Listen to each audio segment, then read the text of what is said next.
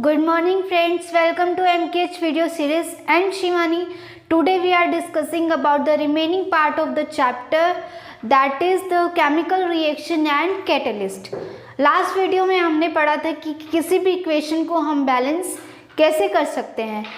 अब और उसकी जो स्टेट्स हैं और कुछ भी जो प्रॉपर्टीज़ है वो हम कैसे लिख सकते हैं, इस वीडियो में हम डिस्कस करते हैं। सबसे पहला टॉपिक हमारा है प्रॉपर्टीज़ ऑफ केमिकल रिएक्शन। जो हमने कल केमिकल रिएक्शन लिखी थी, केमिकल इक्वेशन लिखी थी, उसकी प्रॉपर्टीज़ क्या क्या हैं उसके बारे में देखते हैं, फिर उसके लिमिटेशंस के बारे में देखेंगे। तो देखो प्रॉपर्टीज़ क्या है। जब आपने कोई बैलेंस इक्वेशन लिखी थी, जैसे आपने लिखा था H2 + O2 gives H2O।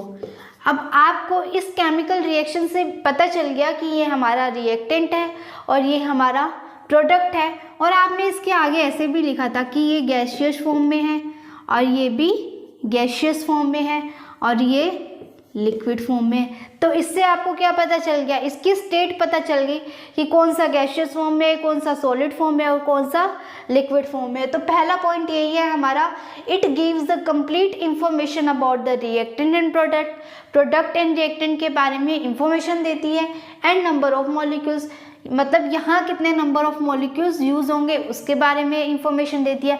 यहाँ 1 मॉलिक्यूल ऑफ हाइड्रोजन यूज हुआ है रिएक्टेंट में, यहाँ हाफ मॉलिक्यूल ऑफ यहाँ भी 1 मॉलिक्यूल ऑफ ऑक्सीजन यूज हुआ है और यहाँ 1 मॉलिक्यूल ऑफ वाटर यूज हुआ है, हाफ है सॉरी।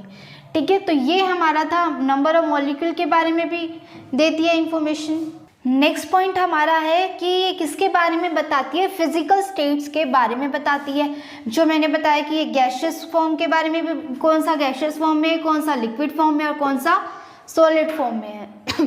फिर है required condition, that is temperature, pressure, catalyst are also known. मैंने एक एग्जाम्पल लिखा था, मैंने कैटालिस्ट बताया था। कैटालिस्ट क्या होता है, जो रिएक्शन की रेट को बढ़ाता है। तो यहाँ पर कुछ भी लिखा हो, X लिखा हुआ है, तो इसका मतलब ये क्या है, कैटालिस्ट है। तो ये हमें ये भी बताती है कि किसी रिएक्शन में कैटालिस्ट यूज हो रहा है या नहीं हो रहा। और यहाँ हम टेम्परेचर भी लिखते हैं, जैसे मान लो 333 केल्विन लिख दिया, इसका मतलब ये टेम्परेचर के बारे में भी बता रहा है। अगर मैं ये जो सारी चीज़ें हैं ना, ये एरो में ही लिखी जाती है, एरो के ऊपर या फिर एरो के नीचे लिखी जाती है। अगर मैं ये लिख दूँ 1 एटमोसफियर, 1 एटमोसफियर का मतलब है, एटमोसफियर प्रेशर की यूनिट होती है, तो मतलब यहाँ मैंने प्रेशर भी मेंशन कर दिया, कितना 1 एटमोसफियर।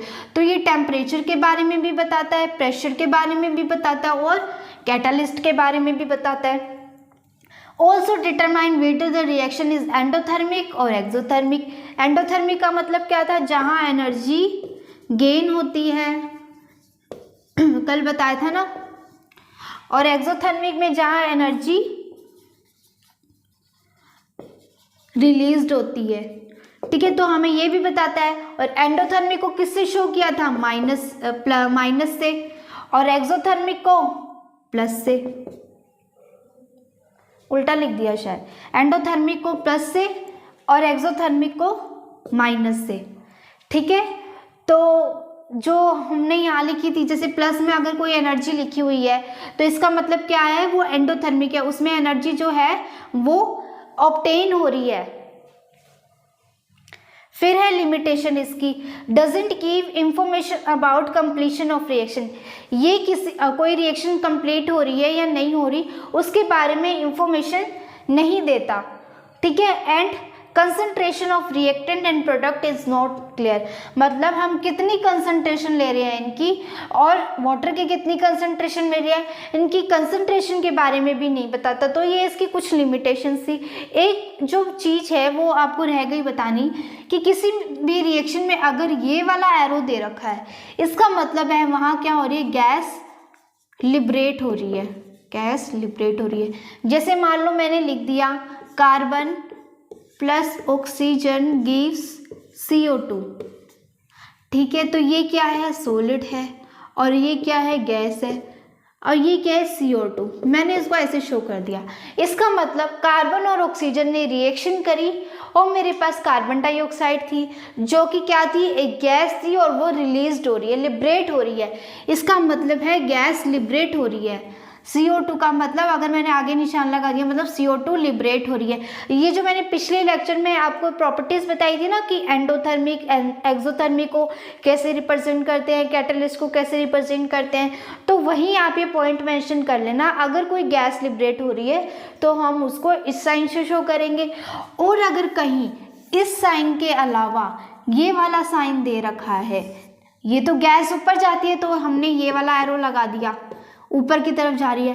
प्रेसिपिटेट, प्रेसिपिटेट का मतलब नीचे बॉटम में रह जाना, मतलब कि बच जाना, कोई चीज बच जाना, तो उसको हम बोलते हैं प्रेसिपिटेट। प्रेसिपिटेट। अब वो नीचे बॉटम में रहती है तो मैंने यहाँ नीचे का एरो लगाया है, नीचे की तरफ एरो लगाया है, उस पॉइंट ये भी मेंशन कर लेना, ठीक है। तो जैसे कि मान लो AgCl plus O2 gives Ag, और अगर दूसरा कोई सॉल्वेंट है और मैंने यहाँ इस तरह से एरो लगा दिया, इसका मतलब है AgCl है, उसने ऑक्सीजन के साथ रिएक्शन करी और हमें कंटेनर में क्या मिल गया, Ag मिल गया। मतलब नीचे बॉटम में हमें क्या मिल गया, Ag मिल गया। Ag किसको बोलते हैं, सिल्वर को बोलते हैं। हमें नीचे बॉटम में सिल्वर मिल गया, तो इस निशान का मतलब है हमें प्रेसिपिटेट मिल गया, किसका, Ag का। हमें बॉटम में क्या मिल गया, Ag मिल गया। अब वो जहाँ वो पॉइंट मेंशन किए थे ना, वहाँ ये दोनों पॉइंट मेंशन कर लेना।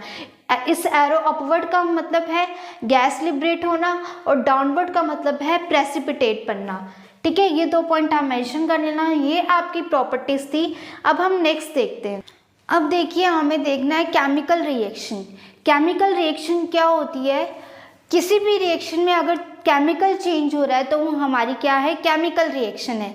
जैसे यहाँ मैंने एग्जांपल लिखा हुआ है, magnesium plus oxygen gives MgO, that is called magnesium oxide. इनके आगे मैंने इनकी स्टेट मेंशन कर दी, ठीक है। अब ये जो मैग्नीशियम ऑक्साइड होता है ये कौन से कलर का होता है, वाइट कलर का होता है, ठीक है। अब इसमें जो है नंबर ऑफ मॉलिक्यूल्स देखो सेम है। यहाँ कितने नंबर ऑफ मैग्नीशियम है, 1, और इधर प्रोडक्ट में कितने हैं, 2, तो हमें बैलेंस करना होगा ना, तो यहाँ क्या आ जाएगा, 2। अब ऑक्सीजन कितने हैं, यहाँ 2 है, और यहाँ कितने हैं, 2 है, बैलेंस हो गया। तो मतलब देखो नंबर ऑफ मॉलिक्यूल्स जो है वो सेम रहने चाहिए, तो हम इसलिए हमने बैलेंसिंग कर दी। यहाँ कम थे मैंने इसलिए यहाँ 2 लगा के इसको बैलेंस कर दिया। अब देखो अब ये जो है नंबर ऑफ मॉलिक्यूल तो कंजर्व्ड रहते हैं, साथ में इनका क्या कंजर्व्ड रहता है, मास भी कंजर्व्ड रहता है।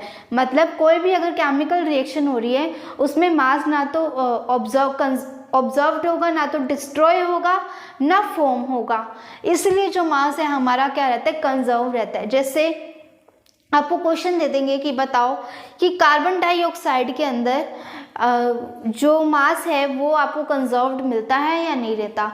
और सबसे पहले बात जो है आपको कार्बन डाइऑक्साइड की रिएक्शन पता होना चाहिए। ये ऐसे बोल देंगे burning of coal, burning of coal is follow conservation of mass of conservation law, mass conservation law और नोट। तो आपको सबसे पहले पता होना चाहिए कि बर्निंग ऑफ कोल का मतलब क्या है। बर्निंग ऑफ कोल का मतलब है वो आपसे क्या पूछ रहा है, कार्बन डाइऑक्साइड की फॉर्मेशन पूछ रहा है। तो यहाँ पे जो हमने ये कार्बन लिखा हुआ है ये क्या है, बेसिकली कोल है। ये क्या है, कोल है, ठीक है। और बर्निंग मतलब बर्न किस में हो गया, ऑक्सीजन की प्रेजेंस में होगा, तो हमने यहाँ क्या ले ली, ऑक्सीजन ले ली। ऑक्सीजन की प्रॉपर्टी कैसी होती है, बर्निंग प्रॉपर्टी होती है। तो कार्बन और ऑक्सीजन ने मिलकर क्या बना दिया, कार्बन डाइऑक्साइड। सेकंड चीज जो आपको याद होनी चाहिए, जो आपने जो आइटम्स लिखे हैं इन सब का मॉलिक्यूलर वेट याद होना चाहिए, मास याद होना चाहिए। जो कार्बन होता है उसका मॉलिक्यूलर वेट होता है 12, मास बोल रही हूँ मैं, यहाँ मास लिख रही हूँ, ठीक है। और जो ऑक्सीजन होता है उसका मॉलिक्यूलर वेट होता है 16, ठीक है। और हाइड्रोजन होता है उसका मॉलिक्यूलर वेट होता है 1,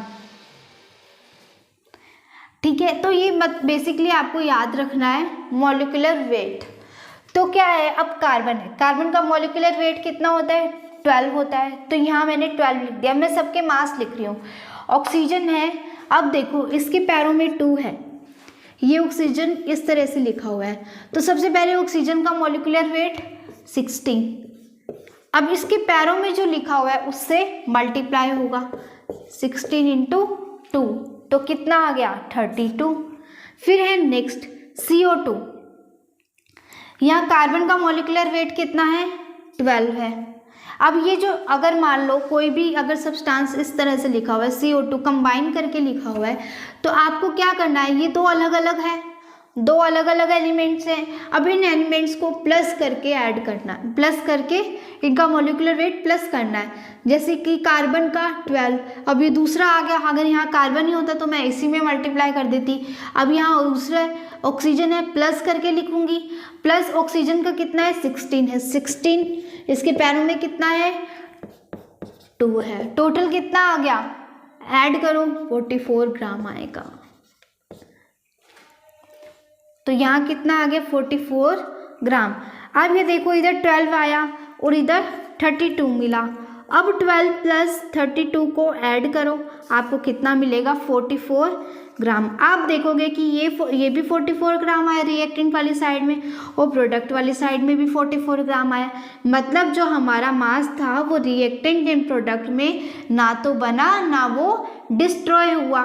तो इसका मतलब ये क्या रहा, हमारा कंजर्व्ड हुआ। कंजर्व्ड क्यों हुआ, क्योंकि यहाँ पे जो एलिमेंट थे वही के वही एलिमेंट हमें कहाँ मिल रहे हैं, किस में मिल रहे हैं, प्रोडक्ट में मिल रहे हैं, लेकिन इनकी केमिकल प्रॉपर्टीज डिफरेंट है। हमें मिल तो एक नया कंपाउंड रहा है, लेकिन वो बना किससे है, किससे मिलकर बना है, वो कार्बन और ऑक्सीजन से। तो प्रोडक्ट में भी तो कार्बन और ऑक्सीजन आएगा। मान लो आप किसी कार्बन प्लस ऑक्सीजन से बना रहे हो, आपने लिख दिया N2, अगर आप रिएक्टेंट में नाइट्रोजन ऐड ही नहीं कर रहे तो आप प्रोडक्ट में नाइट्रोजन कहाँ से लिख दोगे, है ना। तो जो रिएक्टेंट में ऐड करेंगे उन दोनों से ही तो मिलकर हमारा प्रोडक्ट बनेगा। ऐसा तो नहीं है कि आप कार्बन और ऑक्सीजन ऐड कर रहे हो और आपको मिल क्या रहा है, नाइट्रोजन मिल रहा है, ऐसा नहीं होता। जो आप कंबाइन कर रहे हो वही आपको क्या मिलता है, प्रोडक्ट में मिलता है, लेकिन एक कंपाउंड नया बन जाता है। बस एलिमेंट हमने लिए कार्बन और ऑक्सीजन, उन दोनों ने मिलकर क्या बना दिया, कार्बन डाइऑक्साइड, मतलब हमें एक नया कंपाउंड मिल गया, लेकिन जो हमारा मास था वो क्या रहा, कंजर्व्ड रहा। नंबर ऑफ मॉलिक्यूल्स जितने थे वो सेम रहे, मास उनका सेम रहा, और जो एलिमेंट हमने लिए उन्हीं एलिमेंट से मिलकर हमारा एक नया कंपाउंड बना। ये होता है mass of conservation of mass, sorry, ठीक है। फिर during the formation of the reaction, जब हम किसी भी रिएक्शन को लिखते हैं, उसका फॉर्मेशन करते हैं, जो ओल्ड बॉन्ड होते हैं, अब जैसे कार्बन है, ऑक्सीजन है, मान लो ऑक्सीजन के बीच बॉन्ड कैसा होता है, इस तरह का बॉन्ड होता है। लेकिन जब इस ऑक्सीजन ने कार्बन के साथ रिएक्शन करी तो ये क्या बन गए, C डबल बॉन्ड O, मतलब इनके बीच में क्या आ गया, कार्बन आ गया। तो कोई भी रिएक्शन होती है, जो पुराने बॉन्ड होते हैं वो क्या हो जाते हैं, ब्रेक हो जाते हैं और नए बॉन्ड बन जाते हैं, and new bonds are formed. इसके बेसिस पे हम क्या करते हैं, combination of reactant, on the basis of combination of reactant, कोई रिएक्टेंट अगर दो रिएक्टेंट कंबाइन हो रहे हैं या कोई बॉन्ड टूट रहा है या बन रहा है, उसके बेसिस में हमने रिएक्शन को क्या कर दिया, केमिकल रिएक्शन को डिवाइड कर दिया। किसके बेसिस पे किया है, कॉम्बिनेशन ऑफ रिएक्टेंट, मतलब कौन से तरीके से रिएक्टेंट कंबाइन हो सकते हैं एक दूसरे से, और ब्रेकिंग ऑफ बॉन्ड के बेसिस पे, मतलब जो बॉन्ड का है वो ब्रेक हो रहा है वो किस तरीके से हो रहा है, उसके बेसिस पे हमने केमिकल रिएक्शन को डिवाइड कर दिया। ठीक है, तो चलिए अब हम देखते हैं कौन कौन सी टाइप ऑफ रिएक्शंस है। सो देखिए, हमारे टाइप ऑफ रिएक्शन में पहला टाइप है एडिशन रिएक्शन। इससे पहले जो मैंने आपको जो प्रॉपर्टीज़ लिखी थी केमिकल रिएक्शन की, उसमें मैंने आपको बताया था कि उसमें मैंने आपको जो साइन थे वो मैंने उल्टे लिख दिए थे, उसको आप सही कर लेना। एंडो को शो करते हैं नेगेटिव साइन से, एक्सो को शो करते हैं पॉजिटिव साइन से। थोड़ा सा कंफ्यूजिंग है तो आप उसको सही कर लेना, ठीक है। हमारा टॉपिक है अब एडिशन रिएक्शन।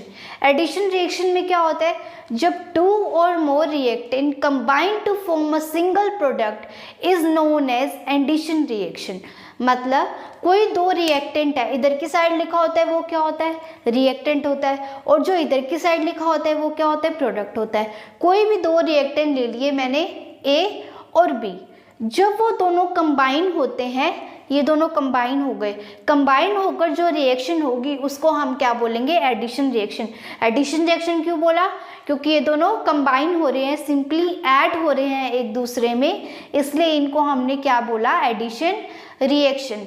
और new bonds are also form, इसमें जो है न्यू बॉन्ड्स बनते हैं। देखो ए और बी के बीच में कोई बॉन्ड नहीं है, ये ए है और ये बी है, इन दोनों के बीच में कोई बॉन्ड नहीं है, लेकिन जब इन दोनों ने रिएक्शन करी तो इन दोनों ने अपने बीच में एक बॉन्ड बना लिया।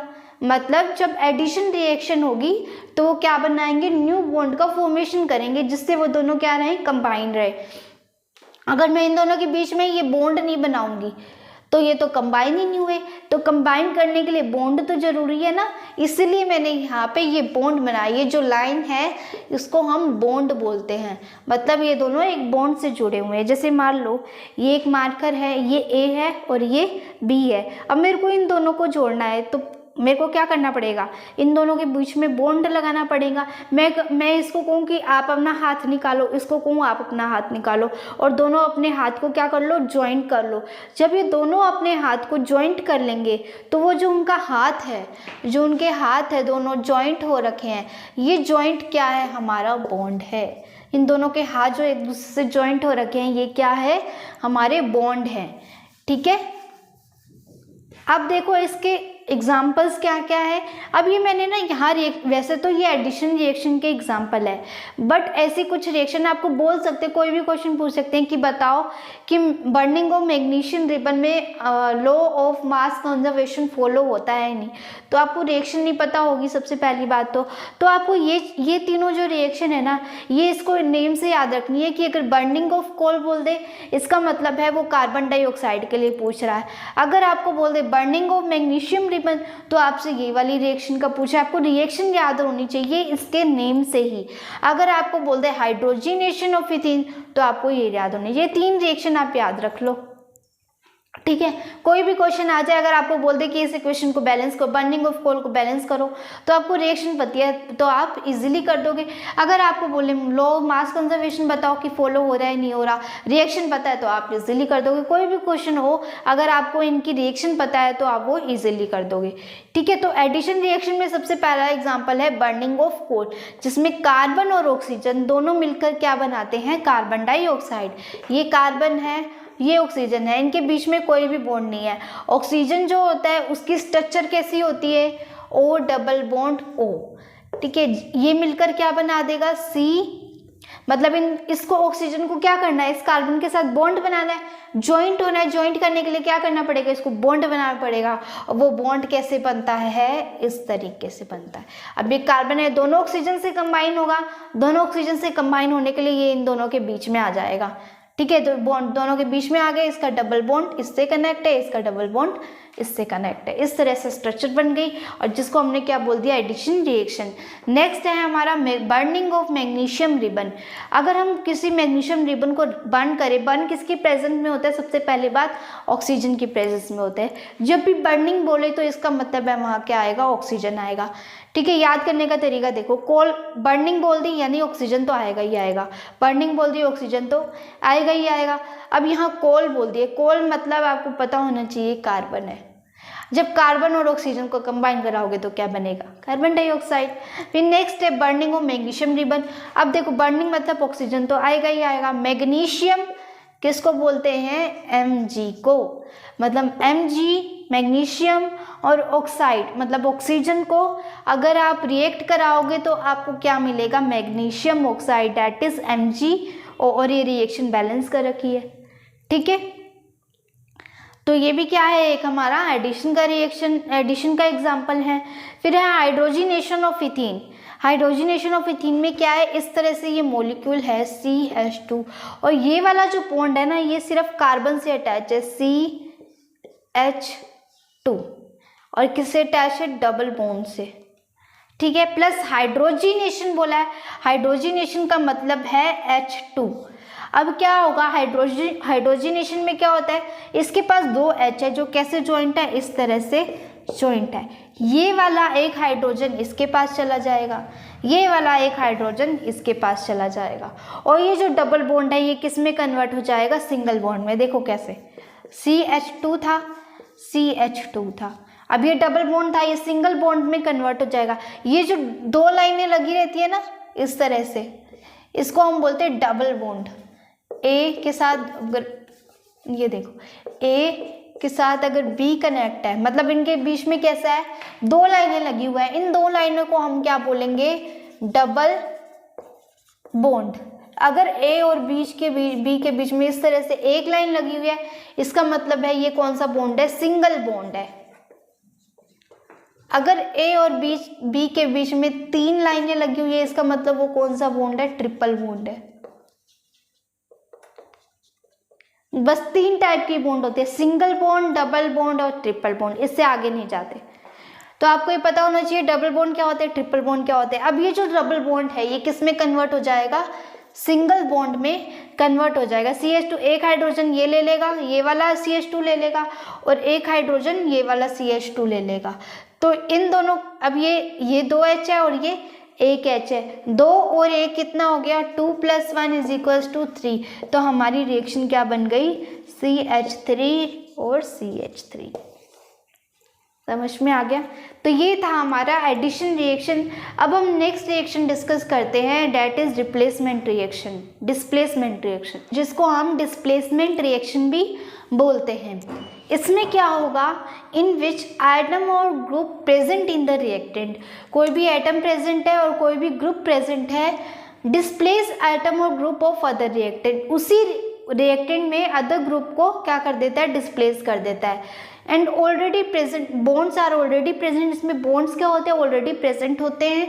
ब्रेक, जो मतलब इसके अंदर जो प्रेजेंट है बॉन्ड, वो तो क्या होते हैं, ब्रेक हो जाते हैं और नए बॉन्ड बन जाते हैं। क्या होता है इसके अंदर, देखो जैसे ये 2 कंपाउंड है A और B, और ये तीसरा है C। अभी किसकी साइड में लिखे हुए हैं, रिएक्टेंट की साइड में लिखा हुआ है। अब क्या होता है, ये जो C है इन दोनों में से किसी एक के साथ जाके जॉइंट होगा। अब किसके साथ जाके जॉइंट होगा ये कैसे पता चलेगा, जो सबसे ज़्यादा रिएक्टिव होगा, जो मोर रिएक्टिव होगा उसके साथ जाके ये जॉइंट हो जाएगा। मान लो मैंने बोल दिया जो A है वो सबसे ज़्यादा रिएक्टिव है, A इज़ मोर रिएक्टिव, ए, मैंने आपको बोल दिया ए जो है हमारा मोर रिएक्टिव है एज कंपैरिजन टू बी। किसके कंपैरिजन में मैं बात कर रही हूँ, बी के कंपैरिजन में बात कर रही हूँ। तो वो क्या करेगा, सी आएगा और इस बी को रिप्लेस कर देगा, इसको निकाल देगा, डिस्प्लेस कर देगा इसको, और खुद जाके इसके साथ जॉइंट हो जाएगा और बी अकेला रह जाएगा। ऐसा क्यों हुआ, क्योंकि जो ए था वो मोर रिएक्टिव था, इसलिए सी जो है वो ए को तो डिस्प्लेस कर नहीं पाया, लेकिन उसने किसको डिस्प्लेस कर दिया, बी को, क्योंकि वो क्या था, लेस रिएक्टिव था। ठीक है, अब इसका एग्जाम्पल देखते हैं। CuSO4 plus zinc gives ZnSO4 plus Cu। CuSO4 को हम बोलते हैं कॉपर सल्फेट। मैं नाम बोल रही हूँ, आप ये रिएक्शन लिखो, उसके नीचे जो मैं बोल रही हूँ वो लिखते जाओ। CuSO4 को बोलते हैं कॉपर सल्फेट। कॉपर को ऐसे लिखना है, और सल्फेट इस तरह से। फिर जिंक है, ये क्या है, जिंक, जिसने मिलकर क्या बना दिया, ZnSO4, जिसको क्या बोलेंगे, जिंक सल्फेट। यहाँ कॉपर लिखो, उसकी जगह लिखो जिंक, और यहाँ लिखो सल्फेट। ठीक है, प्लस हमें क्या मिल गया, कॉपर। इस तरह से रिएक्शन होगी। अब क्या हुआ, इस जिंक की जगह मैं क्या ले लूँ, सी ले लूँ। इस जिंक की जगह ले लिया मैंने सी, ठीक है, और इस कॉपर सल्फेट की जगह ले लिया, इस कॉपर को मान लिया मैंने ए, इस सल्फेट को मान लिया बी। यहाँ देखो, ये कॉपर है, ये सल्फेट है, प्लस ये जिंक है, इसको मान लिया सी, इसको मान लिया ए, इसको मान लिया बी। अब देखो इन दोनों के बीच में ऑलरेडी क्या है, बॉन्ड प्रेजेंट है। अब ये इन दोनों के बीच जो बॉन्ड है, इन दोनों के बीच जो बॉन्ड है वो क्या होगा, ब्रेक होगा, बॉन्ड ब्रेक होगा और नया बॉन्ड फॉर्म होगा। कैसे होगा, अब ये देखो। अब ये जो सी है ये किसको डिस्प्लेस करेगा, जो लेस रिएक्टिव होगा। तो मैं आपको बता दूं कि जो कॉपर होता है वो लेस रिएक्टिव होता है, किससे, जिंक से और सल्फेट से भी। तो ये जो कॉपर सल्फेट ये जो जिंक कॉपर है ये क्या है, लेस रिएक्टिव। मेटल की बात कर रही हूँ, मेटल यहाँ पे कौन कौन सी है, एक तो कॉपर मेटल प्रेजेंट है और एक जिंक मेटल प्रेजेंट है। तो हम मेटल की रिएक्टिविटी देखेंगे। सल्फेट कोई मेटल नहीं है इसलिए मैंने सल्फेट की रिएक्टिविटी नहीं देखी, तो मैं किसकी देखूंगी, कॉपर और जिंक। अब मैं पूछ रही हूँ आपसे कि कौन सा मोर रिएक्टिव है, तो आपको ये पता होना चाहिए zinc is more reactive, zinc is more reactive than copper. तो जिंक आएगा, इस कॉपर को क्या करेगा, डिस्प्लेस कर देगा, रिप्लेस कर देगा। ये कॉपर निकल गया और इसने क्या किया, इस सल्फेट के साथ अपना बॉन्ड बना लिया, क्योंकि ये मोर रिएक्टिव था, इसके पास ज़्यादा पावर थी। अब जो जिसके पास ज़्यादा पावर होती है वो कुछ भी कर सकता है, किसी को भी डिस्प्लेस करता है। तो इसने क्या कर दिया, इस कॉपर को डिस्प्लेस कर दिया। तो ZnSO4 प्लस कॉपर, ये आपकी रिएक्शन हो गई। अब ये जो कॉपर सल्फेट है ना, ये सॉल्यूशन है एक, हमने सल्फेट का मिक्सचर, सल्फेट लिया हमने, उसके अंदर हमने क्या कर दिया, कॉपर ऐड कर दिया, तो हमें क्या मिल गया, कॉपर सल्फेट का सॉल्यूशन मिल गया। अब ये जो कॉपर सल्फेट का सॉल्यूशन है ये कैसा होता है, ब्लू कलर का होता है। जब इसके अंदर जिंक ऐड करूंगी तो जिंक कॉपर को डिस्प्लेस कर देगा और जिंक सल्फेट बना देगा, और कलर कैसा आ जाएगा, ये जो ब्लू कलर था वो कैसा हो जाएगा, डिसअपीयर हो जाएगा। ये ब्लू कलर क्यों आया था इसके अंदर, क्योंकि कॉपर जो होता है वो ब्लू कलर का होता है। जब हम उसका सॉल्यूशन बनाते हैं तो हमारा सॉल्यूशन क्या हो जाता है, ब्लू होता है। तो ये ब्लू कलर कॉपर की वजह से आया। जब कॉपर ही प्रेजेंट नहीं रहेगा सल्फेट में तो उसका जो कलर है वो क्या हो जाएगा, उड़ जाएगा, डिसअपीयर हो जाएगा। इससे हमें पता चल गया कि हमारे सॉल्यूशन से कॉपर निकल गया और जिंक रह गया इसकी जगह। ठीक है, तो किसकी वजह से पता चला, कलर की वजह से। यह आगे आपकी रिएक्टिविटी आएंगी कि कौन सबसे ज़्यादा रिएक्टिव है, कौन लेस रिएक्टिव है, ये हम आगे सीरीज में पढ़ेंगे। ठीक है, अभी आपको याद रखना है कि जो जिंक होता है वो मोर रिएक्टिव होता है एज कंपेरिजन टू कॉपर। अब ये दो रिएक्टेंट दिया हुआ है हमारे पास, जो किससे मिलकर बना है, ए और बी से मिलकर बना है, और वो किस में ब्रेक हो गया, ए में ब्रेक हो गया और बी में ब्रेक हो गया। इसको हमने क्या नाम दे दिया, डिसोसिएशन रिएक्शन। अब ये जो डिसोसिएशन रिएक्शन होती है ये एंडोथर्मिक होती है नेचर में। कैसी होती है, एंडोथर्मिक, ये लिखा हुआ मैंने, एंडोथर्मिक होती है नेचर में। एंडोथर्मिक क्यों होती है, एंडोथर्मिक क्या होती है, जिसमें एनर्जी क्या होती है, गेन होती है या एब्जॉर्ब होती है। ठीक है, अब एनर्जी गेन कब हो गई, किसी भी कंपाउंड को या रिएक्टेंट को एनर्जी की जरूरत कब पड़ती है, जब उसको या तो कोई बॉन्ड को ब्रेक करना है, जब उसको या तो बॉन्ड को ब्रेक करना है या उसको प्रोडक्ट में कन्वर्ट होना है, तो उसको क्या चाहिए, एनर्जी चाहिए। जैसे कि मान लो ये रिएक्टेंट है, या ए और बी मान लो, ये ए और ये बी, ठीक है, और ये ए प्लस बी। अब ये ए प्लस बी अपने आप तो टूटेगा नहीं, इनके बीच का ये जो बॉन्ड है ये अपने आप तो टूटेगा नहीं, तो मतलब कोई ना कोई यहाँ पर एक्सटर्नल फोर्स लगाया गया है। ठीक है, अब हम ऐसे फोर्स थोड़ा लगाएंगे कि हाँ चलो पीट दिया हैमर से तो ये बॉन्ड ब्रेक हो गया, नहीं, ये वो वाला ये बॉन्ड हमें दिखता थोड़ी ना है, ये तो जब हम माइक्रोस्कोप से देखेंगे किसी कंपाउंड को तब हमने उसकी IR स्पेक्ट्रा वगैरह होते हैं, उनसे हमने ये स्ट्रक्चर डिटरमाइन करी है। तो ये बॉन्ड होता है, ये कैसे ब्रेक होता है, ये बॉन्ड होता है हीटिंग से, लाइट से, इलेक्ट्रिसिटी से, और किससे होगा, बस ये 3 से ही होता है, हीटिंग, लाइट और इलेक्ट्रिसिटी। इन तीनों के नेम देखो मैंने यहाँ लिख रखे हैं। इलेक्ट्रोलिटिक, इलेक्ट्रोलिटिक यानी जो इलेक्ट्रिसिटी से ब्रेक हो, फोटोलिटिक यानी जो लाइट से ब्रेक हो, थर्मल यानी जो हीटिंग से ब्रेक हो। ठीक है, तो इनका दूसरा नेम है इलेक्ट्रोलिटिक, फोटोलिटिक और थर्मल। तो ये जो ब्रेक हुआ, ये किसकी वजह से ब्रेक हुआ? हमने हीटिंग दी, या तो हमने वहाँ हीटिंग दी है या हमने वहाँ लाइट दी है। लाइट मतलब सनलाइट मान लो, या हमने वहाँ सनलाइट दी है या हमने वहाँ इलेक्ट्रिसिटी दी है। इसलिए ये जो मॉलिक्यूल था इनके बीच का बॉन्ड क्या हो गया? ब्रेक हो गया। ठीक है, किससे ब्रेक हुआ? एनर्जी गेन करने से हुआ, एनर्जी एब्जॉर्ब करने से हुआ। अब जब एनर्जी एब्जॉर्ब हो गई, एनर्जी गेन होती है, ऐसी रिएक्शन कौन सी होती है? एंडोथर्मिक रिएक्शन होती है। तो आपके क्वेश्चन आ जाए कि डिसोसिएशन रिएक्शन है वो कौन सी होती है, तो आपका आंसर आएगा एंडोथर्मिक होती है। क्यों होती है? क्योंकि ये एनर्जी गेन क्योंकि इनके बीच का जो बॉन्ड है वो ब्रेक होता है, और बॉन्ड ब्रेक करने के लिए हमें क्या चाहिए?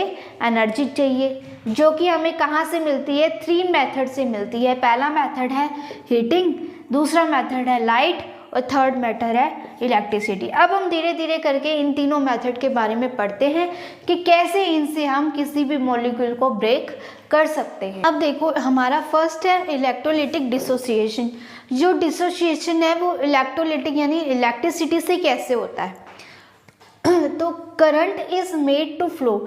इसमें हम क्या करते हैं? करंट पास करते हैं। करंट पास करने से क्या होता है? जो भी कंपाउंड है वो किस में ब्रेक हो जाता है? अपने एलिमेंट्स में ब्रेक हो जाता है और डिकम्पोज हो जाता है। ठीक है, तो देखो यहाँ एग्जांपल लिखा हुआ है, H2O गिव्स 2H2+O। ये तो रिएक्शन बैलेंस करी हुई है। वैसे H2O ने हमें क्या दिया? हाइड्रोजन गैस दिया और ऑक्सीजन गैस दिया है। कब दी है? जब हमने करंट फ्लो किया। एरो के ऊपर क्या लिखा हुआ है? Electric current. मतलब जब हमने करंट पास कराया तब हमें हाइड्रोजन गैस और ऑक्सीजन गैस मिल रही है। नेक्स्ट है NaCl। जब हमने NaCl का एक्वस सॉल्यूशन लिया और करंट पास करवाया तो हमें क्या मिला? सोडियम प्लस क्लोरीन गैस मिली। अब यहाँ ऊपर वाली एरो का मतलब क्या है? Cl2 यहाँ पे गैस है जो कि लिबरेट हो रही है। ये जो इलेक्ट्रिक करंट है ये सॉलिड फॉर्म में पास नहीं होता। इसके लिए जो स्टेट है वो कैसी होनी चाहिए? मोल्टन और लिक्विड स्टेट होनी चाहिए। मोल्टन का मतलब है या तो पिघली हुई, लिक्विड का मतलब है पानी जैसी। ठीक है, पता ही है आपको।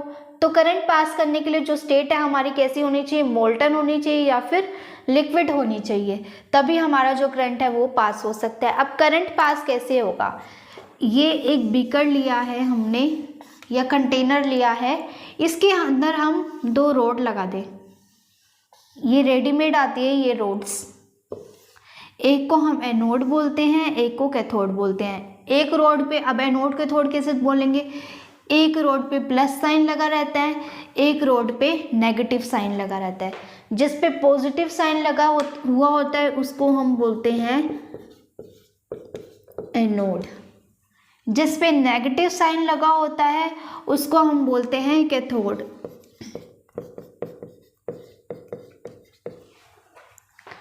ठीक है, अब क्या होगा? मान लो आपने NaCl लिया, NaCl का एक्वस सॉल्यूशन लिया। एक्वस सॉल्यूशन का मतलब NaCl को आपने किस में डिसॉल्व कर दिया? वाटर में। H2O को क्या बोलते हैं? वाटर। इसको क्या बोलते हैं? NaCl aqueous. ठीक है, अब आपने NaCl का एक्वस सॉल्यूशन ले लिया तो क्या होगा? और यहाँ से आपने बैटरी अटैच कर दी।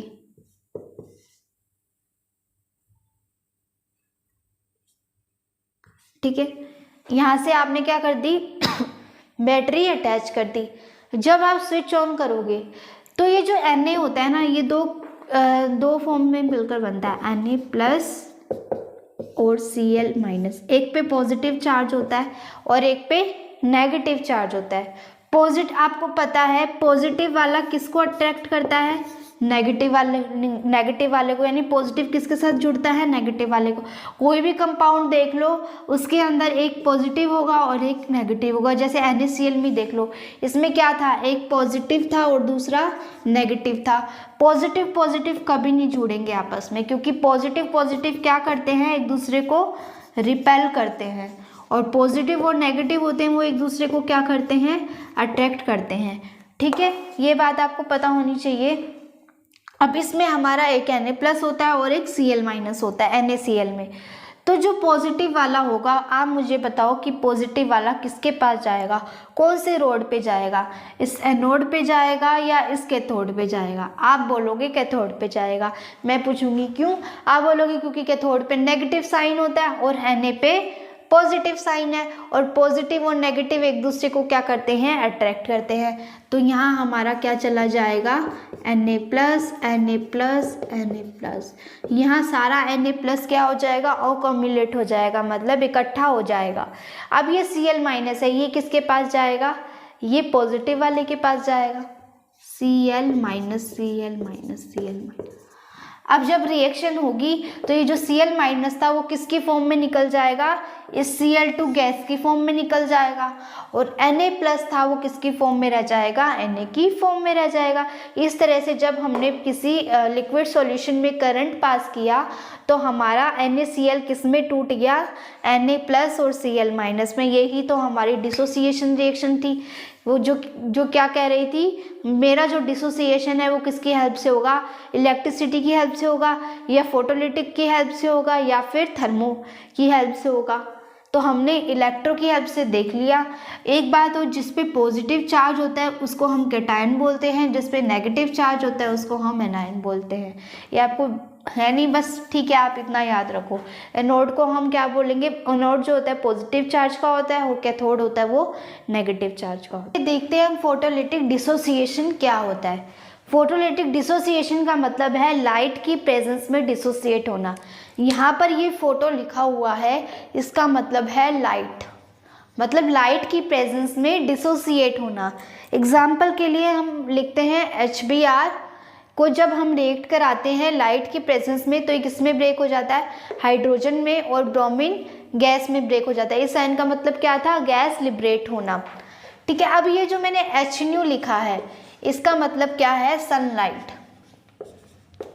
कभी भी कहीं भी HNu लिखा हुआ मिल जाए तो उसका मतलब होता है सनलाइट, मतलब वहाँ हम क्या दे रहे हैं, सनलाइट दे रहे हैं। लाइट को क्या लिखा है, HNu। ठीक है, अब फिर नेक्स्ट हमारा था थर्मल डिसोसिएशन।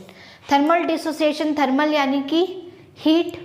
ठीक है, तो ये किसकी प्रेजेंस में होता है, break down in the presence of heat. नाम से ही क्लियर हो रहा है, ये फोटो की प्रेजेंस में, लाइट की प्रेजेंस में, और ये हीट की प्रेजेंस में। तो वहाँ फोटो को हम किससे प्रेजेंट कर रहे थे, लाइट को HNu से। यहाँ हीट को हम इस डेल्टा के साइन से शो करते हैं, इसको बोलते हैं डेल्टा। डेल्टा, इसको बोलते हैं डेल्टा। तो हीट को किससे शो करते हैं, इस डेल्टा से शो करते हैं। जैसे रिएक्शन दी हुई है CaCO3 हीट की प्रेजेंस में करवाई तो किस में ब्रेक हो गया, CaO + CO2 में। अब CO2 यहाँ पे ये निशान किसका है, गैस लिबरेट होने का, यानी गैस क्या हो रही है, लिबरेट हो रही है। अब नेक्स्ट हम देखते हैं जो हमारी जो नेक्स्ट रिएक्शन है उसको अब हम डिस्कस करते हैं, that is double displacement reaction. अब देखिए डबल डिस्प्लेसमेंट रिएक्शन में क्या होता है, इससे पहले हमने एक डिस्प्लेसमेंट रिएक्शन देखी थी जिसमें जो मोर रिएक्टिव था वो क्या हो रहा था, डिस्प्लेस हो रहा था। लेकिन इसमें क्या है, इसमें क्या म्यूचुअली क्या होते हैं, डिस्प्लेस होते हैं। आइटम और groups of both reactant are displace mutually and new compounds are formed. ये जो यहाँ पे जो वर्ड लिखा है ना म्यूचुअली, ये बहुत इंपॉर्टेंट है। आप एग्ज़ाम में जितनी मर्जी अपनी लैंग्वेज में बनाकर लिख दो, वो एग्जामिनर आपका सिर्फ ये एक वर्ड चेक करेगा। अगर ये क्वेश्चन आ जाता है तो आपका ये एक वर्ड चेक करेगा कि क्या आपने ये वर्ड लिखा है। अगर लिखा है तो वो आपको मार्क्स देगा, नहीं लिखा तो नहीं देगा। तो ये वर्ड बहुत इंपॉर्टेंट है, चाहे जितना मर्जी आप अपनी मर्जी से बनाकर लिख रहे हो, ये वर्ड जरूर लिख देना। क्या वर्ड है ये, म्यूचुअली। ठीक है, तो क्या होता है, ये जैसे दो रिएक्टेंट दिए हुए हैं, एक AB दिया हुआ है और एक CD दिया हुआ है। तो ये म्यूचुअली का मतलब क्या है, हम म्यूचुअली का मतलब देख रहे हैं। ये A जो है, ये जो D है, ये क्या करेगा, इस A के साथ जुड़ जाएगा, और ये वाला जो C है ये किसके साथ जुड़ जाएगा, B के साथ। मतलब क्या हुआ, एक ही रिएक्शन में दोनों रिएक्टेंट क्या हो गए, एक दूसरे से डिस्प्लेस हो गए, म्यूचुअली डिस्प्लेस हो गए। समझ में आएगा, ये मतलब है म्यूचुअली का।